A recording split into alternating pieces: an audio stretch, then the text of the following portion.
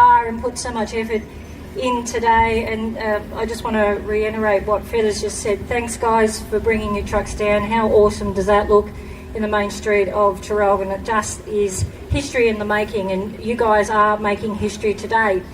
A little bit about the GPC. Yeah, look, it started in my lounge room back in November 21. We had about 30 people there that were concerned about the actual mental health of our families, our friends and our co-workers due to the lockdown. So by about our third gathering, we needed a bit of a larger premises to fit over 100 people. We're now, like we said, over 300 strong, concerned citizens of Gippsland. In doing that, we've been labelled anti-vaxxers, the Nazi, domestic terrorists. We've been classed as being disruptive in our council meetings, which we haven't been. And we've had everything sort of thrown at us. But we're actually none of that. We're just very passionate Gippslanders that have questions that need to be answered. And we are Gippslanders that want jobs for our kids and our grandchildren. And we are Gippslanders that want to ask those questions of our councillors. Thank you. We are Gippslanders that need politicians to be here for the people, by the people. If you feel that this group is what you think you want to be aligned with, we've got our lovely ladies, Linda and Meg, over at the back. They're up there at the back with a list there. Please put your name and your email list there to join our email list, and you can keep up to date with what we're doing. But thanks guys for doing that. Social media, you will find us on Facebook or Instagram. Type in Gippsland People's Council and add yourself to our Facebook page, and let's get that algorithm. If you want to come and see what we're all about, our next meeting is on this Tuesday the 22nd, and we meet at 7 p.m. at the golf club, and everyone is welcome, and we mean that, everyone is welcome. Our doors are open to everyone, not like that what we've received from the Trove City. It's time now for all of us to rise and fight back. How much more is it going to take for all of us to stand up and fight back? Here's the thing. The battles that we refuse to fight, your kids will have to fight for, if there is anything left to fight for. Hence, why we are here today. Our timber industry, our farmers, our paper mill, our coal industry, our small businesses are under attack. We need to make our voices heard and reverse the policy and decisions from the Dan Andrews government has made. If they can do it in WA, we can do it here in Gippsland. Thanks everyone.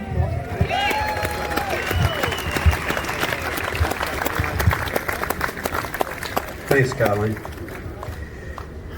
I probably forgot to introduce myself before, but if anyone doesn't know, my name's Darryl Bird. Most people call me Feathers, so for obvious reasons. But I've lived here all my life, and as Carleen said, we're so passionate about this place. We want it for our kids' future, and that's why we're doing it. So our next speaker, who's just arrived, which is we're going to fit him in because we think it's very important. His name's Mark Coleman. If you want to come up, Mark. He's got a Freedom of Information sheet that he wants to speak about, and he's from the Wellington Shire regarding the native timber industry. So, welcome, Mark. Wellington Shire formed a committee called the Native Timber Task Force to ask some questions of Dan Andrews. After about the fourth letter to Dan Andrews with no response, one morning I woke up and thought, well, maybe FOI might be the answer. So we're working with a lawyer firm out of Queensland that won the class action of the live export case. Anyway, they were really interested, so we spent, we asked the questions, they were very basic questions to the state government. Where's the research, science, evidence and data on why this industry is unsustainable? Normally an FOI takes about between 6 and 10 weeks to come back. It took us 12 months to get any sort of data back. Here's just a bit of a snapshot. We'll just show you that page there. And what we got back was heavily redacted information. And it's just bizarre that if it's based on evidence and science, you'd think it'd be public knowledge, it'd be available. So what it's based on is political science. It's based to give the illusion that the most regulated forest harvesting industry in the world is unsustainable. Half of this data is basically, half the information is how to shut down an industry based on other research that have been done previously. If based on one real science, I can't stress enough, if it's based on real science, you would think it would be public knowledge. Anyway, enough for me. We just thought we'd show that what Wellington Shire have done to support the industry.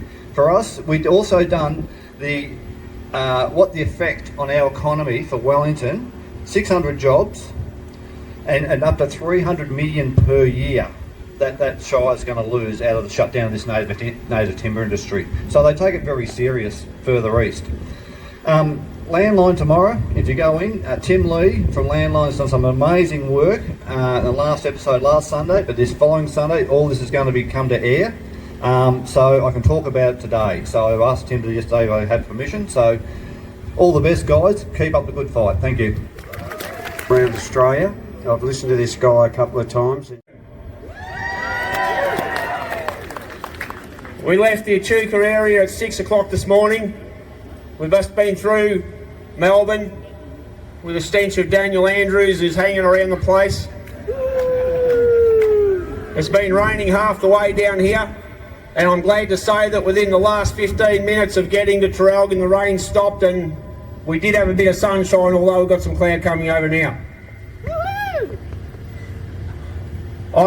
As Feathers sort of spoke to, I've got a lot of history in the agricultural sector, in the agricultural political sector. I'm a third generation farmer. Most of my life's been in the dairy industry.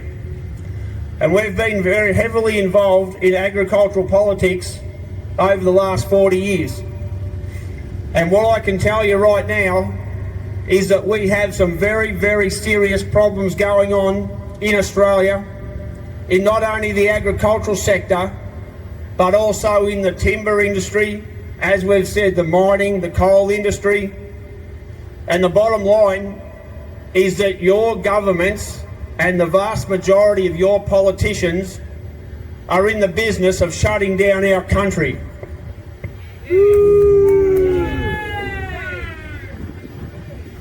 About 12 months ago, we formed a group called Billboard Battalion. And we've quite literally been travelling all over half of Australia right now, saying the things that we're saying now, telling people about what's actually happening and what's going on, who's doing it and why. And when we look at these trucks and all this gear sitting here, we've seen people who have made enormous investments just to have the rug pulled out from under them by a filthy, stinking politician.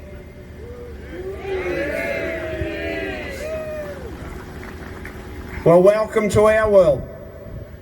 The agricultural sector has been under attack for quite a long time, and systematically they are doing things that wipe out our industry. And I want people to understand that when you see the closing of a timber industry here, this is not something that's happening in isolation. It's very, very difficult to fight a war if you don't understand that you are in a war. And that is exactly what's going on. Right across Australia, in the agricultural industry, we are seeing different things happen that are shutting down areas and regions and sections. And people think that they've done something wrong. They're bad farmers, they're bad operators, they're bad at industry. They're told that to deal with this climate change hoax, and that is a hoax. Climate change is lies, and the so-called scientists who've come up with this climate science should spend a very long period of time in some sort of gulag in Siberia.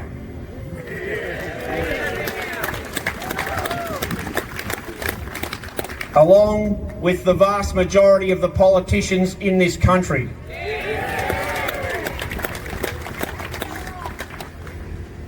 Our timber industry is sustainable.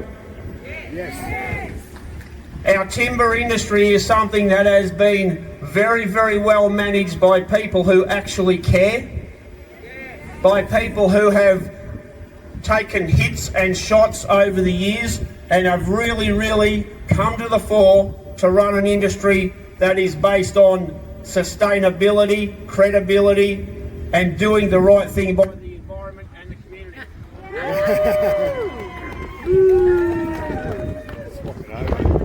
Daniel Andrews did that.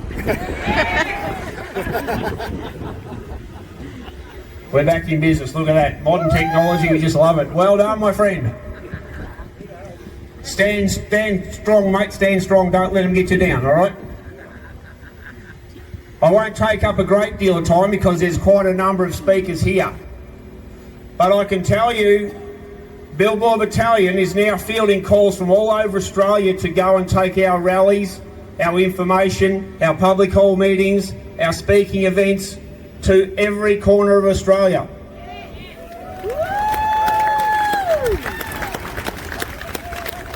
When we first started off, we had a policy. We shoot straight. We tell it as it is. We tell the truth. And if that ruffles a few people's feathers... Sorry about that, mate. If that ruffles some...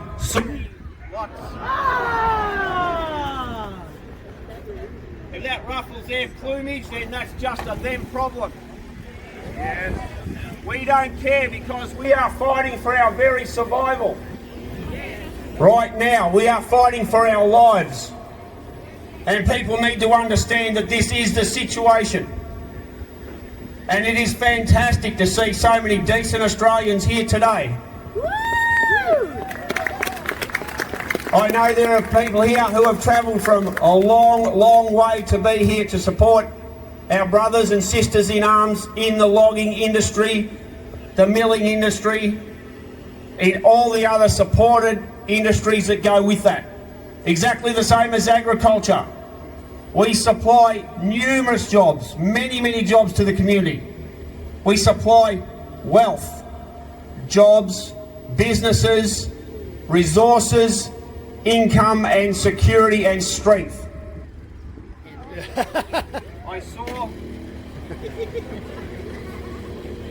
I saw the other day photos of a bloke at a tractor rally in Melbourne. 3 generations of them. And they're talking about his young bloke coming onto the farm. Well, I put it to you, we are very, very seriously in a situation where that may not happen. Exactly the same as the people who own these trucks and this gear here. I dare say that many people in the logging industry here are generational. Well, we want to make sure that you and your kids have a future. And we are dealing with absolute criminals. And I want the people to understand that the people overseas who are attacking our country can only do so with the cooperation of your politicians. They are the ones who vote in Parliament to give them the power through the legislation. Absolutely, sacked a lot of them. I think that's very mild. I remember speaking at some of the rallies in Melbourne, some of the freedom rallies, and I remember some people saying, sack Dan Andrews, and I'm thinking, is that as good as you've got? I think a lot more than that needs to happen. But at the end of the day, we need these people out, and the one way that we can do this is to fight back by getting stuck into our politicians. I don't mean physically or violently, but they have had it far too easy. The people are the power, and we have the power and the capacity to get rid of them and to put the pressure on them to stop them voting for the policies that are wiping out our families.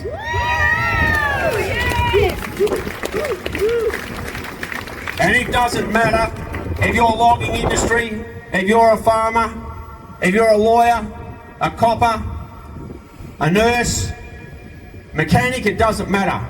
We are all in this together and we are all under attack, and that's as simple as it gets. We're looking at the Shire Council here, and I can tell you right now that the majority of the councils across Australia have signed up to the Agenda 21 program, the Smart Cities program, the Wipe Out Australia and Destroy Our Industries program. And now we're seeing people start to fight back against the councils, and they don't like it. We are seeing people all over Australia now starting to form up into groups and take on the politicians, take on the councils, and start to fight for our country back again. So I'll just close by saying that we are in the fight. Bilbao Battalion will stay in the fight. We will not go down. We will not drop to our knees. And we will do whatever we can to fight for the future of our country and our kids.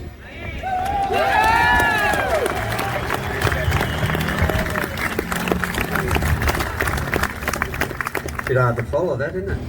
From my point of view, I put a notice of motion up to council probably 3 months ago, which got defeated 5 votes to 4. I put on my Facebook page, it's probably the most disappointing time I've ever had on council, and I've gone through some shite times on council.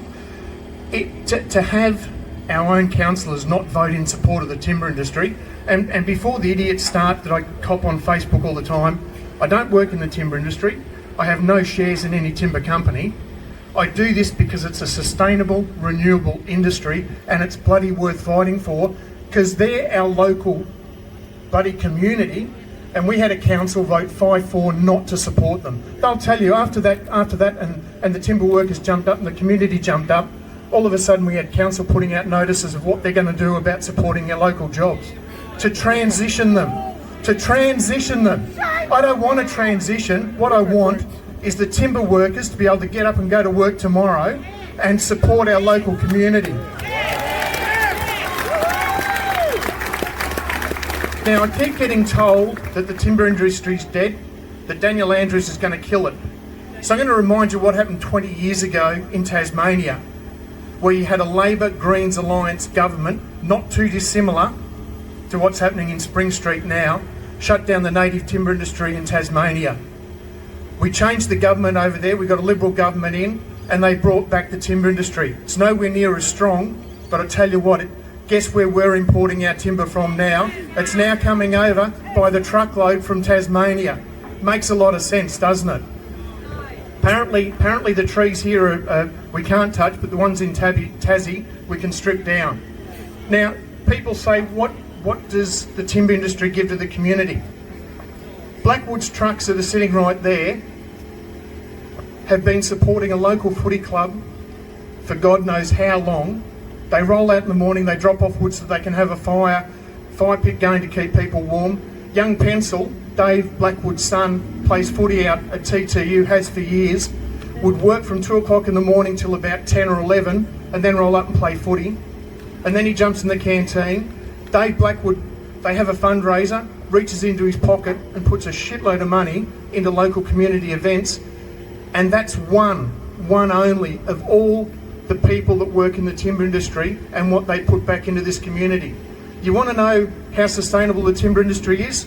Young Pencil Blackwood tells the story of walking through a coop to harvest it that he planted with his grandfather 50 years ago, 40 years ago for Pencil. So it's sustainable. It's the only industry, it is the only industry where we can cut down a resource, replant it, regrow it, cut it down again, reuse it, regrow it, cut it down again, reuse it, regrow it. If the timber industry is so bad, and I was going to say, Mark, you saw the science or the lack of science that was in the report Mark talked about. If it's so bad, how come we still have a huge amount of forest? How come we're still harvesting at 150, 200 years after we started? We only harvest 4 out of 10,000 trees every year, and there's only 6% of the forest we're allowed to get into. They killed the economy in Tasmania when they shut down the timber industry, and I can tell you what, they're going to kill the economy here. Shame on them! It's from a council point of view, and from a state government point of view, when you go to vote, that's when it's important. I'm going to show you something I used to wear 9 years ago.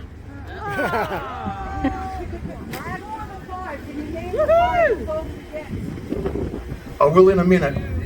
This was what I used to wear 9 years ago with a different council, Latrobe City Top. It says on the back, the power behind the timber industry. Because the councillors you had 8 years ago, 9 years ago, were proud of the timber industry and fought to keep the timber industry. When you vote November next year, keep in mind who voted in support of your timber industry and who voted against local jobs. When you're looking at your voting slip for your little area, make sure that you just don't go, they sound good. Do a background check on them. Don't take their word like they did in East Gippsland, where they had all these people saying we support the timber industry, and now they've turned on them. If you want a council like Wellington, where Mark's from, where your mayor is running up to Canberra fighting to secure jobs and fighting to save the timber industry and taking out FOIs, and a council that's taking out FOIs against the state government to get the facts, if you want a council like that in Latrobe City, take note of who's voting which way and do a background check on the people you vote for. I'll tell you the 4 people that voted in support of the timber industry. Councillor Sharon Gibson, Councillor Melissa Ferguson, and Councillor Brad Law, and myself. When you go to vote, your vote is important. Don't think local council means nothing. Wellington are up for the fight. We need people at Latrobe City that are up for the fight. Thank you.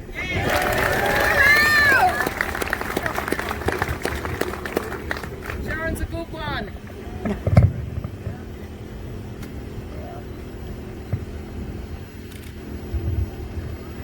And sorry, I've actually written it out. Normally I like to speak straight from the heart, but this is about facts, and you have to have it correct, otherwise you'll be done like a dinner.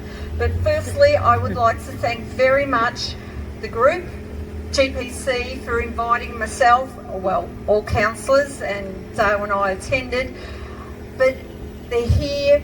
We're all together standing up alongside all of you for our timber industry, and, if they only realised it, for our environment.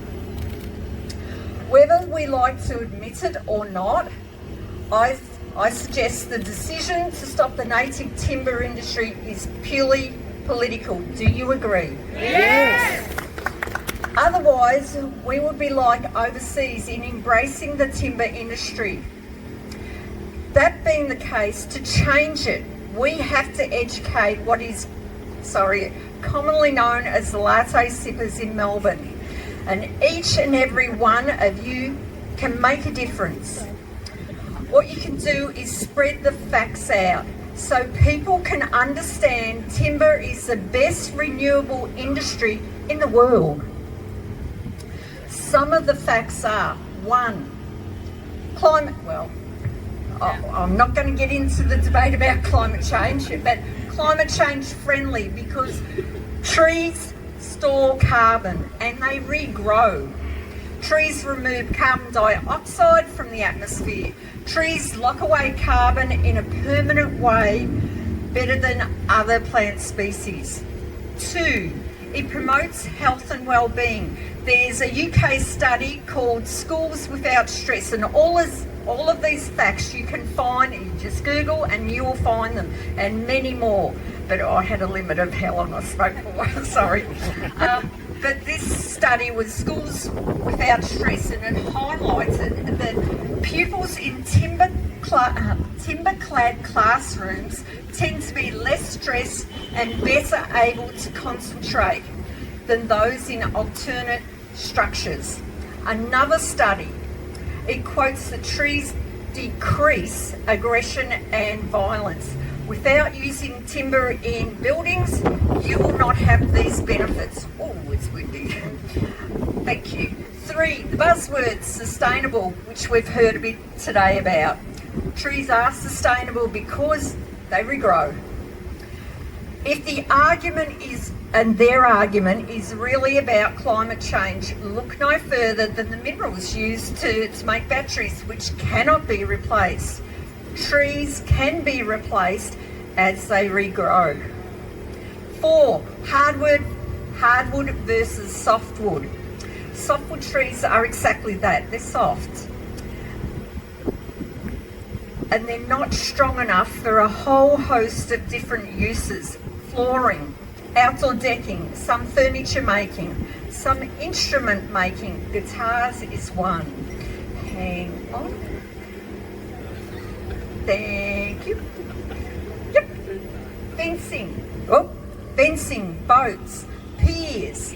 Now, if you don't use the timber for piers, you've got to use concrete, which is better for the environment. Timber, of course. Railways, the tracks for Puffing Billy and the Walhalla Railways, again, which is better for the environment. Timber or concrete. Pallets. Who here likes beer?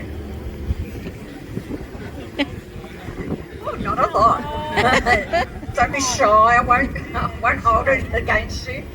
But hardwood pallets have to be used to move around the kegs because softwood is not strong enough.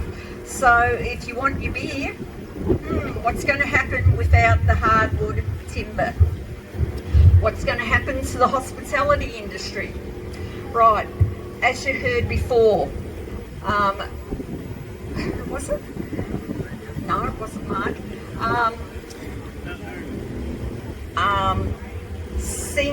Junior Blackwood. Pencil, sorry Pencil, wherever you are. Okay, it was talking about native forests. So it is a furphy what some of the so-called native forests quoted, because they're saying they're native forests. You have heard firsthand people who've actually planted them. So, and it, depending on the species and the use of hardwood, it can take up to 60 years for them to mature so they can be milled. 6, timber is a natural insulator. It's better than steel and concrete if you were worried about climate change. And so I won't go down the track, but that's what they're coming at us with. It is up to 5 times better than concrete. Which do you wish to use in your home? 7, timber is biodegradable. Not like plastic bags, plastic straw, plastic cutlery, just to name a few. And just look at our marine wildlife with all the plastic that is killing them. Have a look at on war on waste. It shows you warehouses full of plastic bags. 8, timber is more energy efficient. 9, now 9's got a lot because it's about fire. It's about without the fire industry in the bush, what it means. Roads and tracks will not be maintained. So how can we... Oh. Okay. So how can the fire or the emergency services get in to fight the fire? Excessive undergrowth, which is a huge fuel load for fires, and we always have fires from lightning. So they can't say there will never be a fire because it's nature, it happens. Neil Mitchell recently had callers telling him how the fuel load in the state parks is worse than before the Marysvale fires. How many more lives will be lost with this lock-up practice? Where will the expertise to fight the fires come from? The CFA and the FRV. CFA we know, FRV is what we call Fire Rescue Victoria, which is your full-time fireys. They're not in the bush, so who's there? What machinery will be ready with the experienced operators quickly when the fires begin? Not if, when.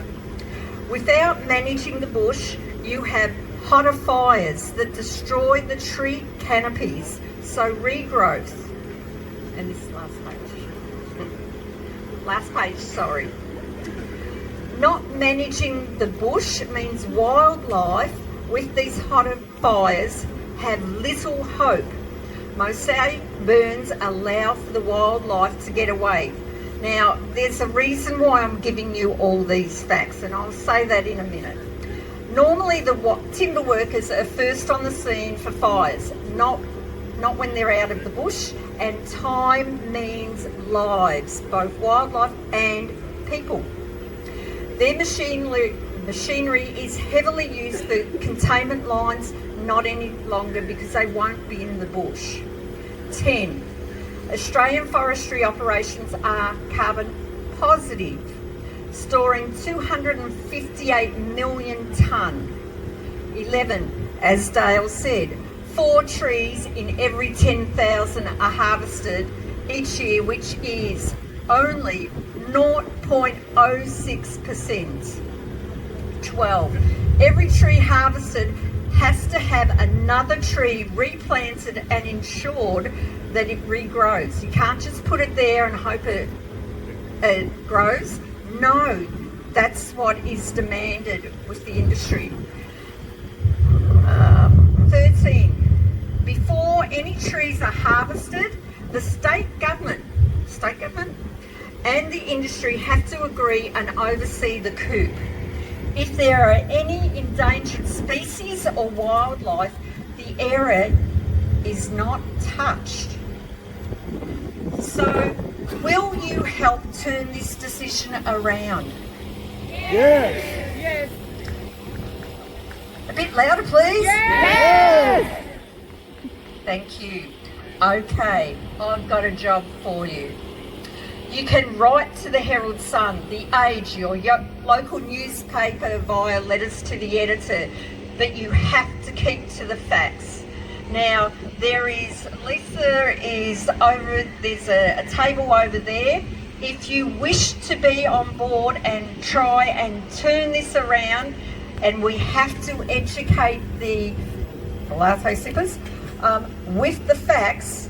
If you want to put your name, contact details and which type of medium you're happy to use, if you do this so it can be coordinated, because the last thing we want is people well-meaning but they put the wrong thing out, and the others, they're looking for any excuse they can to shut us all up, because I won't go on to that.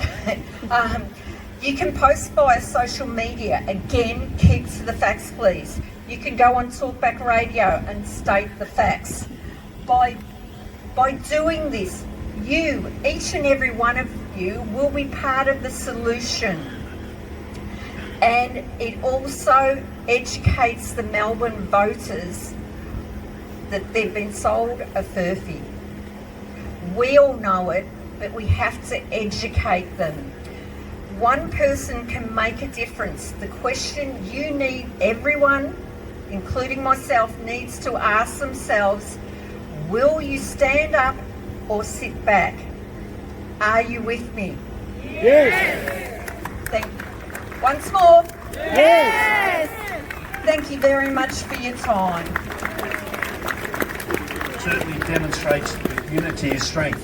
Apologies for the notes, I've literally just gotten back on my feet this week, so I'll see how I go. For those that don't know me, as Feathers has said, I was your Pauline Hanson's One Nation candidate for Gippsland in the 2022 federal elections. I also stood with my running mate Ray Akers in the last state election for East Gippsland. Pauline's got a motto: I've got the guts to say what you're thinking. The reason I mention this is because I'm going to say a few things today that might make a few people here uncomfortable, but our region, our state, our economy and our country are facing very difficult times ahead. If we're ever going to revive the timber industry, we need to have an honest discussion about how we got here in the first place. The results of the last 2 elections have shown that the majority of Gippslanders tended to vote for the so-called major parties. Okay, so let's take a moment to look at each of their scorecards to see what they've done to help or hinder the timber industry since then. In the upper house, 2 of the 5 members elected to represent the interests of our region came from the ALP. One of these 2 was even appointed to the senior government position of Minister for Regional Development, with direct access to the Premier himself. So you'd think that Gippsland industry would be absolutely booming at the moment. Couldn't be further from the truth. Victoria's regional timber industry historically used to put over $5.5 billion a year into the Victorian economy. Under Labor, this has shrunk to just over $1 billion, with approximately, now I think Mark said before 300 million, but Gary Blackwood from the Liberal Party told me it was 550 million, so make up your own mind on that. Still a lot of money. Put 550 million of this going into East Gippsland's economy. At the end of this year, this revenue is going to fall again, this time to $0, with 5,500 jobs lost as well. So why did this happen? Most people would be unaware that the timber industry was traded off by Labor after the last election in a kind of a political swap meet. This was done to honour preference deals done prior to the elections with numerous parties such as the Greens to ensure Labor's return to power. In the case of the Greens, their asking price was the complete shutdown of the native timber industry. Yes, exactly. Unfortunately, in signing off on this deal, it appears that the city-based Daniel Andrews overlooked the extent of the collateral damage that would follow.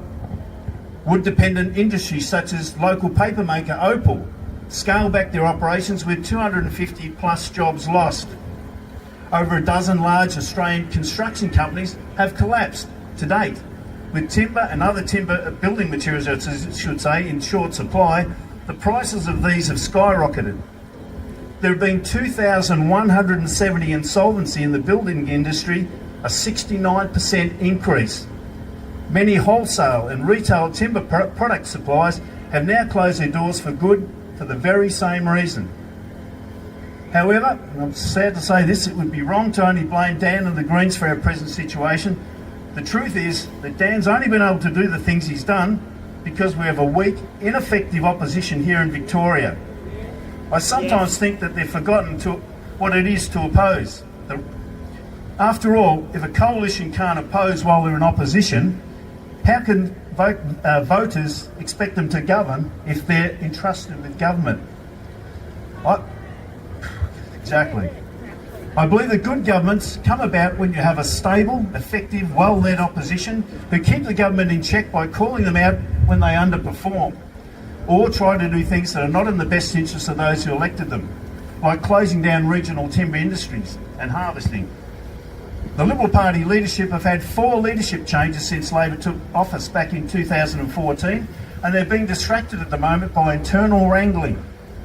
In recent years, there's hardly been a day gone by when the media haven't reported on yet another instance of serious government corruption, multi-million-dollar project cost blowouts, branch stacking, IBAC hearings, and the neglect of our schools, hospitals and roads by the Andrews government. A few years ago, the New South Wales Premier was sacked for not declaring a bottle of expensive wine. Yet here in Victoria, despite being handed an absolute goldmine of political ammunition, the opposition can't seem to land a blow on the Labor government. Members of the opposition will often use the excuse that they simply don't have the numbers to block legislation.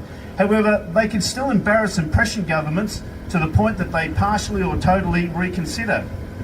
Look what happened in July in WA this year with its new Aboriginal heritage laws. A group of private landowners objected to its confusing regulations and overreach.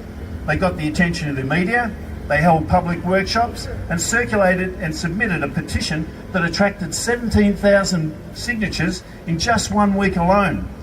5 weeks later, Premier Cook announced that the Act would be repealed. So change can happen if people persist and apply pressure. Yay! Unfortunately, closer to home, the situation is not much better. Our elected federal member has held a very safe National Party seat in Gippsland continuously since 2008. Dan Andrews' sudden announcement of an earlier closure date for the timber industry certainly caught everyone by surprise, including many in Dan's party, I suspect. Since then, our elected member has made frequent media appearances, portraying himself as the champion of the timber industry and fervently stating his opposition to this decision. Is he here? Yet, it was not so long ago that he was being equally passionate in urging his fellow party members to embrace the leftist policy of net zero emissions by 2050. This resulted in a number of well-documented clashes with other prominent party members who didn't agree with him. As they tried to point out, adopting net zero would result in the destruction of regional industries just like timber harvesting. Actually, when you think about it, we all knew the timber industry was going to close anyway in 2030, didn't we? And our federal representative knew this also. So where were the present levels of outrage and protest back then when Dan first locked in the 2030 closure date?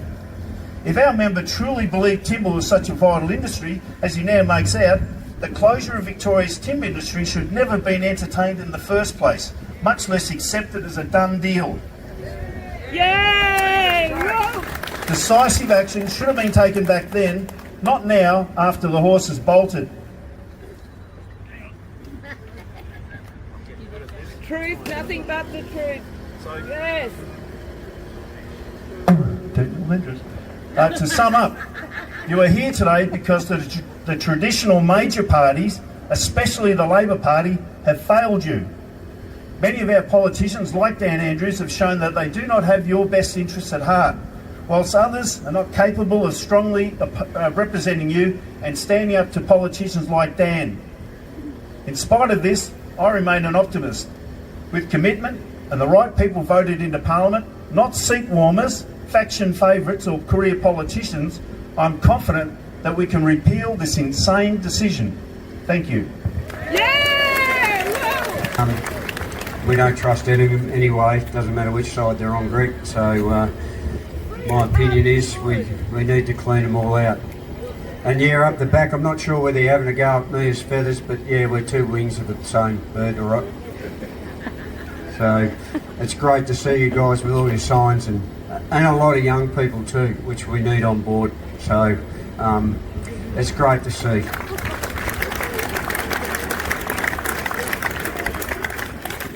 Now our next guy, I'm not sure how to introduce him, Noel, but anyway, I call him our research and research again. And this guy's got so many facts and backs it up beautifully with his presentation and his passion. He's on our GPC executive and he's a very impressive man. Welcome, Noel Blundell. Thank you. Thank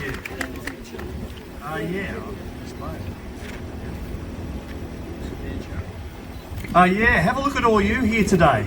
I just wanted to say thank you very much. Today we are creating history in Traralgon and in Gippsland by all you people turning up here and giving us a voice and supporting us. Give yourselves a clap, please, and congratulate yourselves, because that is wonderful. It is amazing. What a sight. Thank you. My name's Noel Blundell and I'm a member of Gippsland People's Council. I'm a resident of Gippsland. My wife was born in Gippsland. I had 4 sons born in Gippsland. So I'm a little bit connected to Gippsland and I do really love it. I just want to make a couple of points today, and it is in my opinion.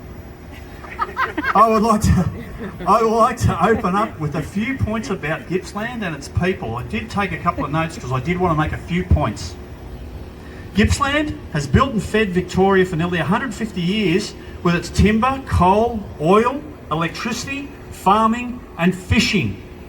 We've fed and built Victoria and major parts of Australia. Gippsland has been worked since the mid-1800s by wonderful people of Gippsland, like you standing here in front of me, and your parents, and your grandparents, and your grandparents' grandparents.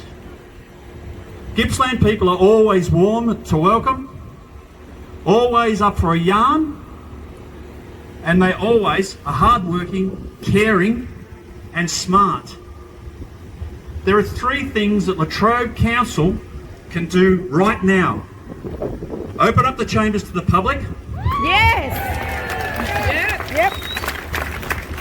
Start to talk to the people of Gippsland to learn about their needs and not speculate.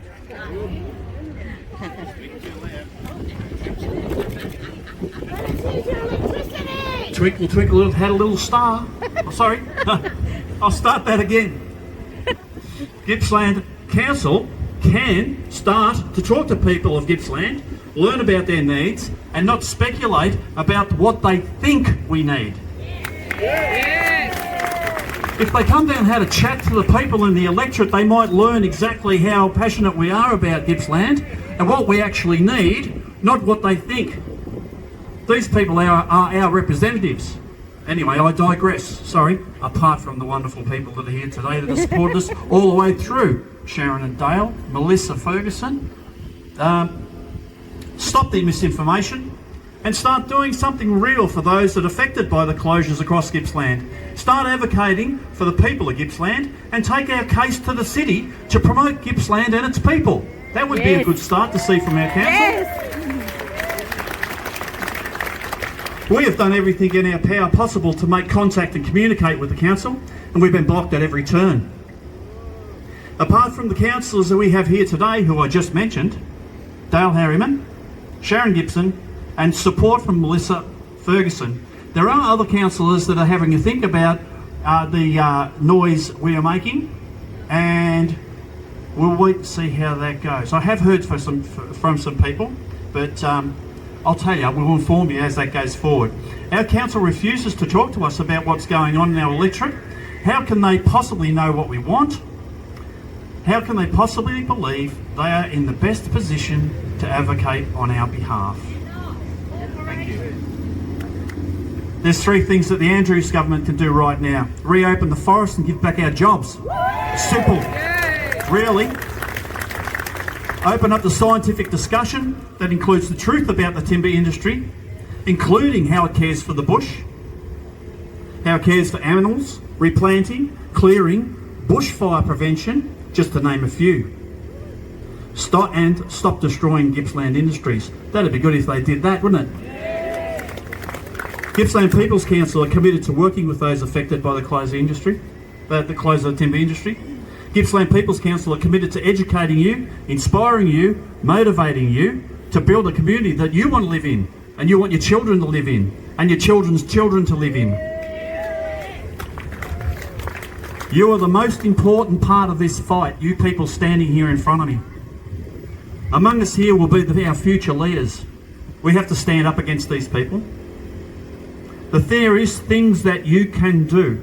Don't feel like you're hopeless. Don't think like it's all lost. The fight is going to get tough, but nonetheless, there is plenty you can do. First and foremostly, come together and join a community group, any group. Join any group you can find that are talking about the same thing. Just attend. If you think you don't have anything to contribute, you do. The more you sit there, the more you learn. That's what happened when we started going to the council chambers as Gippsland People's Council. I didn't have a clue what was going on. Ideally, you want to see what was happening. As I sat down, very quickly I started to learn about dynamics.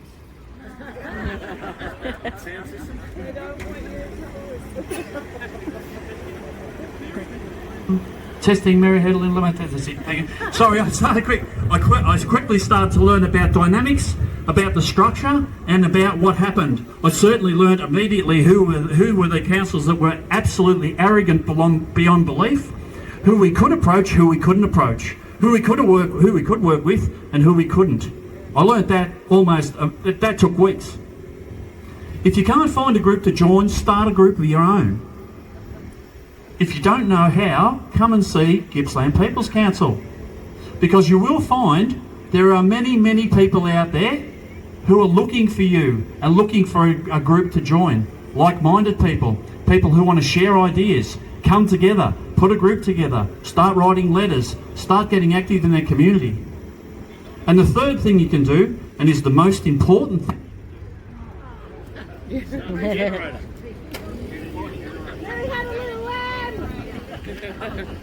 hello, there you go. The most important thing you can do is this.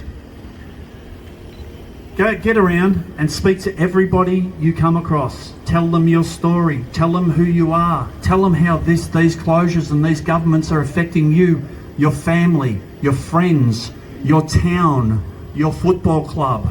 Tell them your story. Everywhere you go, you'll find there are people out there who don't know all the facts. They're getting around with a big belly full of Andrew government bullshit. Tell them the facts. Tell them what you're experiencing, right? As a part of that, when you get engaged with community, it is very good for your mental health. As human beings, we're a species that thrive on socialising. Getting active in your community around this issue that's affecting you has the ability to look after your mental health. If you're feeling a bit down, it's a bit too much, and you got those butterflies in your belly, I'm really passionate about mental health, talk to somebody. Talk to the members of the community, because your family loves you, your children love you, your community needs you, and so does the mate standing next to you. Thank you. Look after ourselves, look after our mates.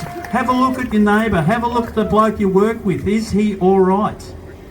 We're losing too many valuable men and too much masculine influence out of our communities, and we need to stand together. I've heard a lot of stories about the women are coming out, and oh well, all the women here, well, blimey Teddy, we've got a few blokes standing here, and we always have, in Gippsland. We are famous across Australia thanks to people like Billboard Battalion, thank you, and Cafe Lockout, and Damien Richardson, who have been saying about the men in our town. Now, just to finish up, I'd like to say a couple of things. As farmers, and I think you people will be able to relate to this, I'd like to say it loud and clear, so not only you people hear it, but other people hear it, like our parliamentarians and our local government representatives. I would like to say, we have survived disease, we have survived floods, we have survived drought, we have survived bushfires. We will survive the Andrews government, we will survive this local government, and we will survive. Thank you very much.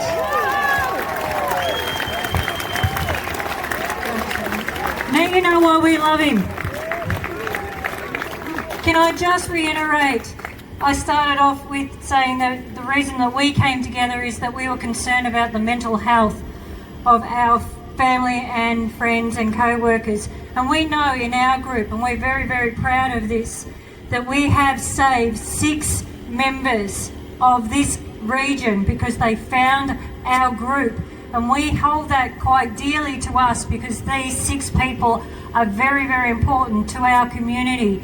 And we want to just reiterate, please, if you are not okay, please speak to someone. Our mental health is so important. We do not want to lose another young male in this region, all of Australia. The suicide rate is absolutely going off its rocker, and they're not reporting the correct data. We need to look after one another, and thank you, Noel, for reminding us of that. Thank you.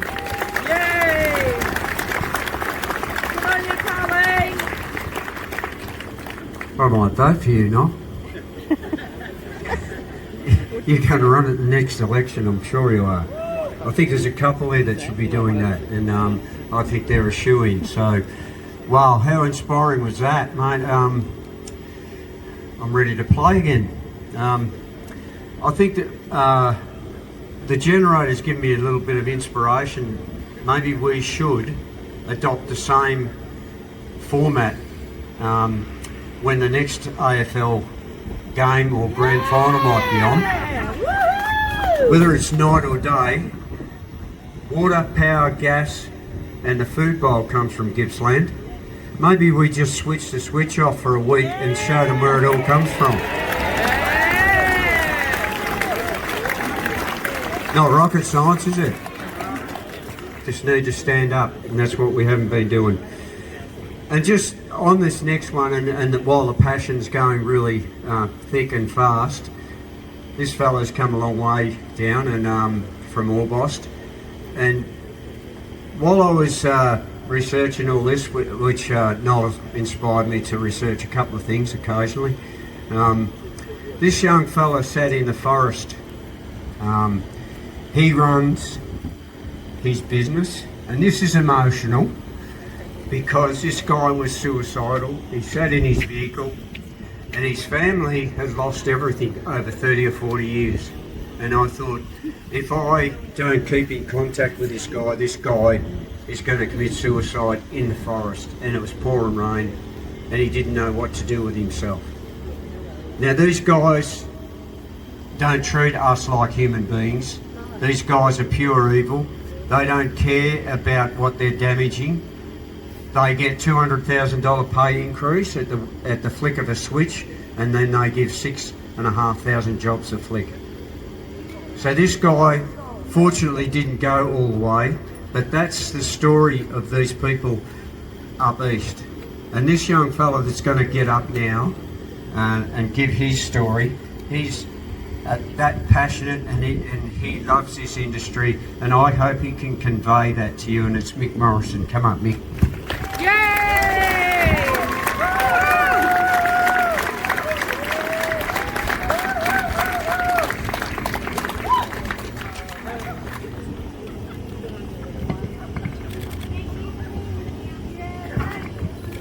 Alright, I'm not much of a speaker, but I'll give it a crack. First of all, I'd like to say thank you for the invitation and opportunity to speak here today and voice my thoughts and concerns regarding the closure of our native timber industry, but also the current threat that our farming and fishing sectors face. I may look like a greenie, but fucking trust me, I'm far from it. My name is Michael, I'm 36 years old, and with a young family, and we live in Orbost. I'm currently employed. I don't do much, but I'm currently employed in our native timber industry and have been for the previous 4 years. Throughout my working career, I've been heavily invested in agriculture as a dairy farmer, and also worked as a commercial fisherman in the prawn, rock lobster, abalone and octopus game. An intelligent old wise bloke once said to me, the 3 F's in life, mate: farming, fishing and forestry. Thanks to our government, they're all pretty well. Yeah. Having grown up in Glengarry and moving to Orbost just over 10 years ago with my wife and children,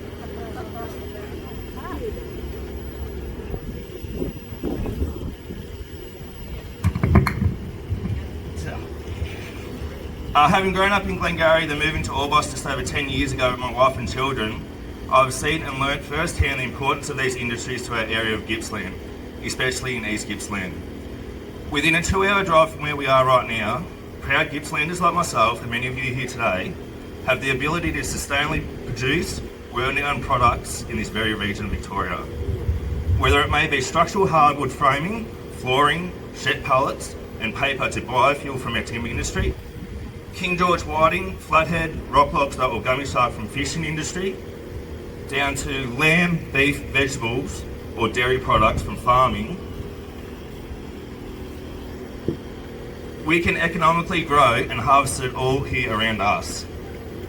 There I mentioned the oil and gas and the minerals also, and the power station just behind me. Coming from Orbost, where employment opportunities are already minimal, yet our town depends on these very industries that under severe threat is a massive concern to myself and all that live there.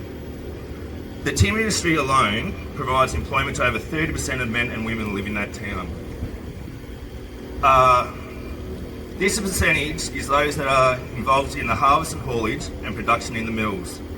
It doesn't account for other businesses and people like the tyre service, mechanics, auto elects, bakeries and cafes, supermarkets, trades, pubs and motels, sporting clubs, to my wife who runs a remedial massage and wellness centre. Can you imagine if 30% of Melbourne lost their jobs? The closure and uncertainty surrounding our timber industry has seen all of these businesses making a massive financial loss. And to be honest with you, in my opinion, how long can they keep taking this hit before enough is enough and it's no longer viable to keep operating? I strongly believe the current government needs to start looking after all the industry that Gippsland has to offer After all, we're a massive part of what provides food, power and building products to the state of Victoria and Australia as a whole. Yay! Yes! How is it during the COVID lockdowns we were considered essential workers and were able to continue to harvest and the produced products utilised in day-to-day life, but now we're at threat of being non-existent?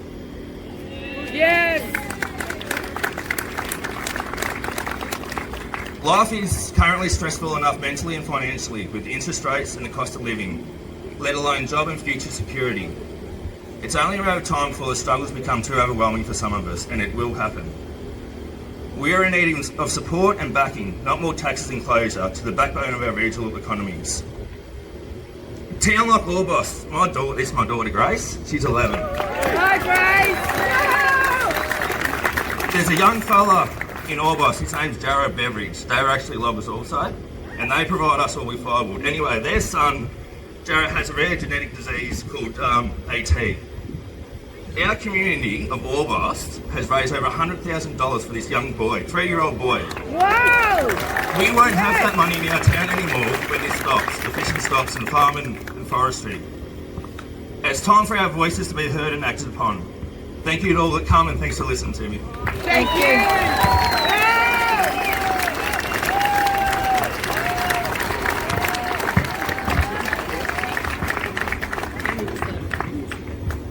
Good work, mate. And that's what it's all about.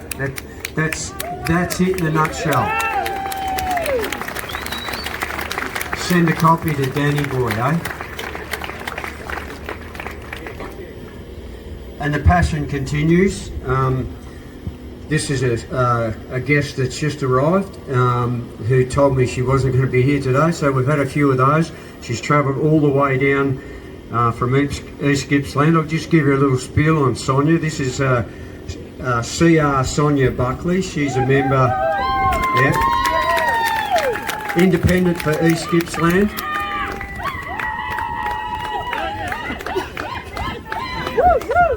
A bit louder. A bit louder. You embarrassed yet? Okay. Yeah, just hang up. She's born in Benambra, 5th generation, elected in 2020. She's a high country woman living on the Mitta River. Multi-talented. Didn't bring it. Yeah. Well, that's what she told me anyway. Guitar, whatever. How many instruments? I don't know, about 5 or 6. Very well educated lady. And if anybody here, I'm sure there's people as old as me. Her dad, Ben Buckley, famous name, councillor, long-standing councillor. Now this is just a small story about him. He famously flew his plane, landing at there's a couple of these stories, but this is one, landing at the petrol station, the local petrol station, refilling it before flying straight through the goalposts on the game day. That's the sort of character this guy was, and he never put up with any crap. And I'm sure Sonia is pretty much the same. So welcome, Sonia. She's got a few words to say. That's my bottle of bloody water too. Sharing's caring. Thanks everyone. I'll try and make it reasonably brief because you've been in the cold for a while. I was on Timber Towns and I'm not anymore, so I'm speaking today as a private citizen and also the mother of a timber worker. My son Tom works in the industry for Mountain Logging, and I've come down to visit him today and to speak to you because of the importance of what's facing each and every one of you today. And in our line of work, I personally take that very seriously. And I remember seeing the TV a couple of weeks back of a young fella saying he didn't know when how mum and dad was going to put tucker on the table. And I sat on my couch and I wept. Because I've been trying to make some sense to the government for the last 2 years of my life, almost 3, and fighting for you even though you didn't know it, in so many different forums and in so many different discussions, that I was so disheartened that I'd felt like I'd failed you. And I won't do that. I'll continue to keep fighting for you. As elected representatives, our job is to be the mouthpiece of the people. Our job is to try and make sense of what doesn't make sense. And our job is to continue to keep pushing even when we feel like we're in the dirt and we've got to stand up and dust ourselves off.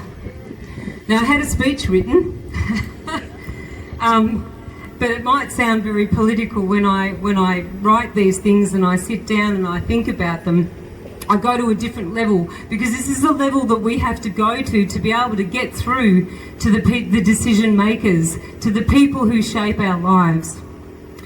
And I stand, and so do every one of you today, united in defence of our land, our heritage and our future. And it's our land. Our native timber industry is not just a source of wood, it's a source of pride, jobs and sustainable growth for our nation. We must recognise the significance of this industry in shaping our communities and nurturing our environment. We acknowledge the intricate dance between our world-class native hardwood timber industry and the holistic well-being of our nation. Our industry, which operates sustainably, brings forth benefits that extend far beyond economic gains. Our timber workers are the backbone of their communities, demonstrating resilience and unity, especially during times of natural calamities like bushfires. And I've lived through 3 bushfires, and I tell you what, when I have to ring someone and say, bring over your machine, mate, we've got to do a bit of, we've got to put some brakes in, who am I going to ring now? When these machines are gone, they're gone.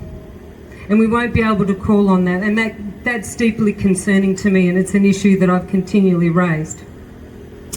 In an era where environmental responsibility is paramount, banning native timber harvesting would not only be a grave mistake but also counterproductive. Let's not forget that imports would only replace our local products, often sourced from regions with lax environment regulations. You all know this. I feel like I'm preaching to the converted, but it's the truth.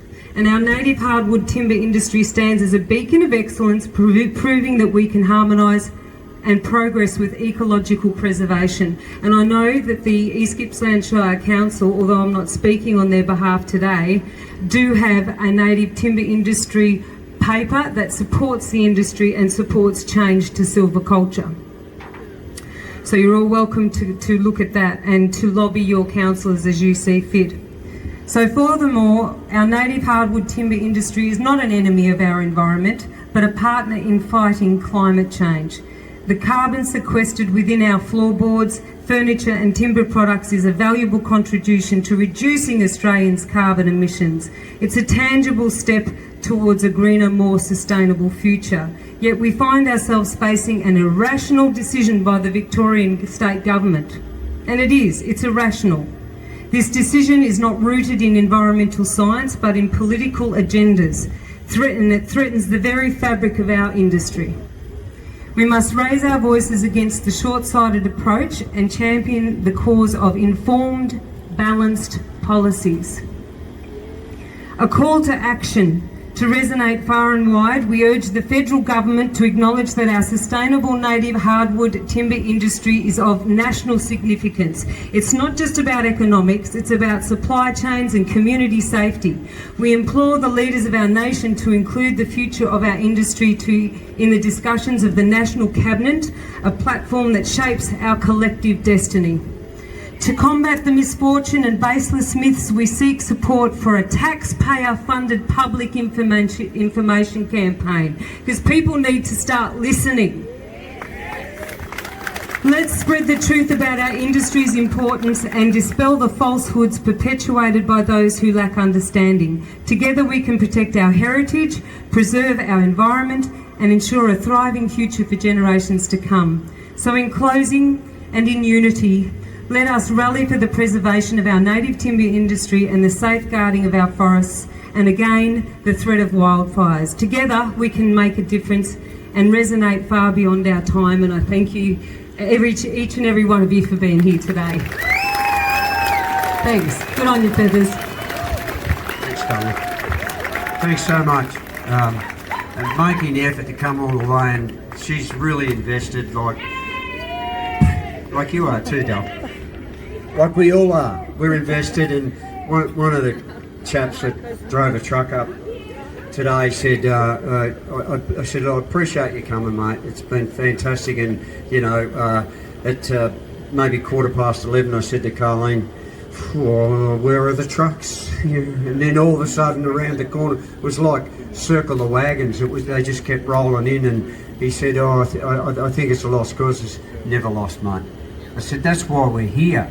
It's not lost. We just need to turn it over and get rid of what we've got and start again, and keep that industry alive. So I'm just going to give Carleen to say a few words, and then we'll finish up after that. Thank you. Thanks, Feathers.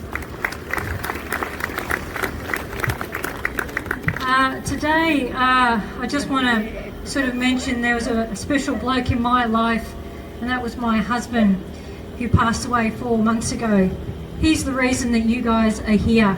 He said to Feathers and I that we need to go to the council, we need to make our voices heard, and we started with the first 12 people into the council chambers to see what these representatives were saying and making decisions. Loza, wherever you are, you should be bloody proud of the work that you started here in Gippsland, and I'm so proud of all of that, so thank you, mate.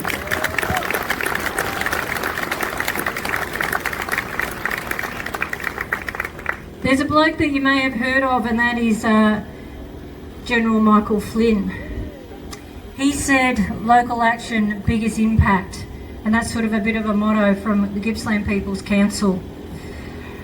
It's a numbers game, and we outnumber those politicians in Spring Street and Canberra. And if we all join forces with Wade's group, with Cafe Lockout, and all the other groups, Damien, and everybody else that is out there, if we all join forces, all 27 million of us, less a few of the grubs that are in politicians and bureaucrats, and that's me being a lady, if we all join together, this game is over. 24 hours, it's done. It's done. Yay! So I ask of you to go away from here today, and like Feathers said, we're not done, we've just got started. We really have got started. You need to go back, hopefully, I'm not telling you what to do, but I am telling you what to do. Go home, go and talk to your friends, go and talk to your families. Do what Sharon just asked. Go and write to the Herald Sun, go and write to the Latrobe Valley Express. Use the facts, because that's not what's being portrayed in our media, our grub media, and get this message out far and wide. Noel said, join a group. Come and join us. Put your email address down. We'll get in contact with you. Come and see what we're all about, because we're about you guys. We wanted the voice back in our council chambers, and we need you guys on board. Imagine if we all walked in like this. Bloody hell. We need you guys to support us, because we support you. And I just want to say thank you for each and every one of you being here today in this cold weather. You are valued members of Gippsland, and thanks very much for being here.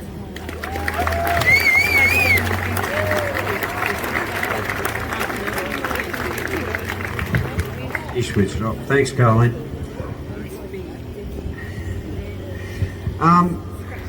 There's not too much more to add to that. We can just keep going on and go over the same things. I think we get it. I think we know what we need to do. It's just you need to go out and tell one person that you know. One person. Tell them what we need to do.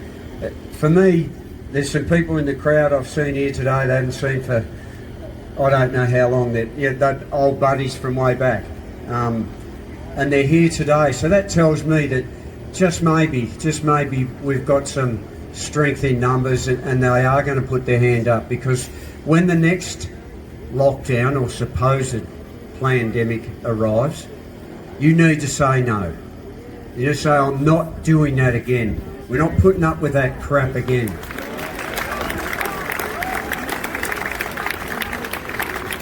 This has been a product of so many people, this gathering, and it inspires me to keep going. I lost my job, my wife lost her job. I transitioned into retirement, but that's not what I wanted to do, so I'm busier in retirement than I was in my job. But this is I'm not doing this for money. I'm doing this for my kids and your kids and everybody else's that are coming up. So that's what we're about in the Gippsland People's Council. We're not extremists, we're extremely concerned. And that's what extreme means. Extremely concerned and extremely passionate about what we do. And that's noted with every speaker we've had. And they are here to stay, and you're here to stay. And I thank you for that.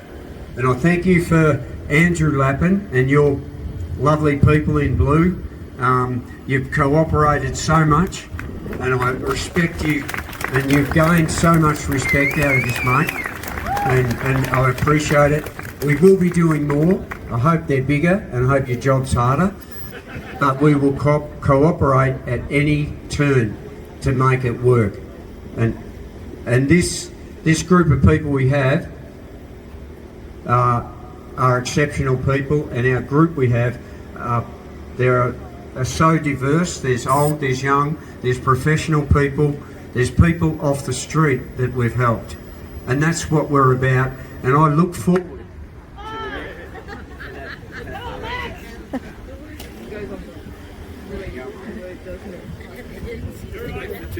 Am I? Okay. And I look forward to the next event. Just a few people to thank for this setup here. AMP Electronics, thanks mate for your input. Appreciate that. Andrew, wherever you are, I know you're not tall, but over there in the corner, thanks mate. You're a big part of what this town's about. Obviously, I'm not giving the police any more credit. That's enough for you, Andrew. These people that drove these trucks in, the loggers, and all associated jobs that come from these people and small business people, thanks very much for making a great effort. We really appreciate it. And we are backing you up, we are supporting you, and it's not a hopeless cause, so thanks very much for that. We do acknowledge Pete's headquarters, so Peter calls me, he's arranged over, if you want to have something to eat, they'll look after you. So, and the local people that have just stood up at a short notice, also to Bronny, TCDA, which is another small group that work really hard and have come on board helping us. So there are a lot of numbers, and pay attention, Latrobe City Council, because we're coming for you, and we're not going away. So thanks very much.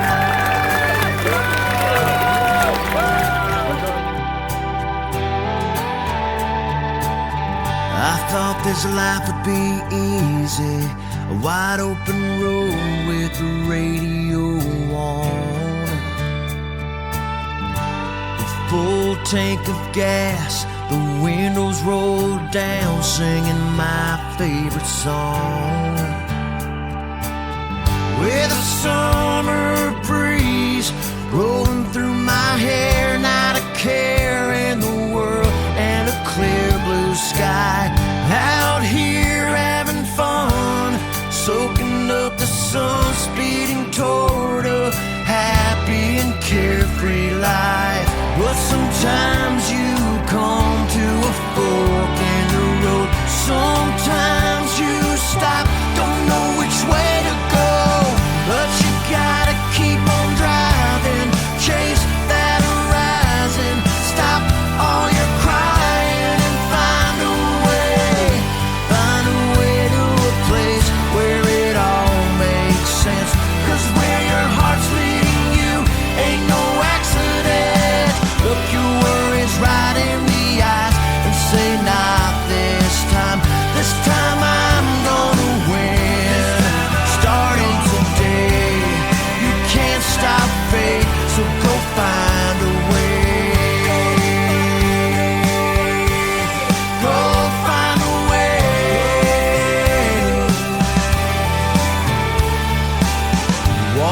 fire if you have to. Climb every mountain, swim every sea. Turn over every rock on your journey, 'cause nothing is free. Pain will always find your weakness. It'll do anything just to keep you down.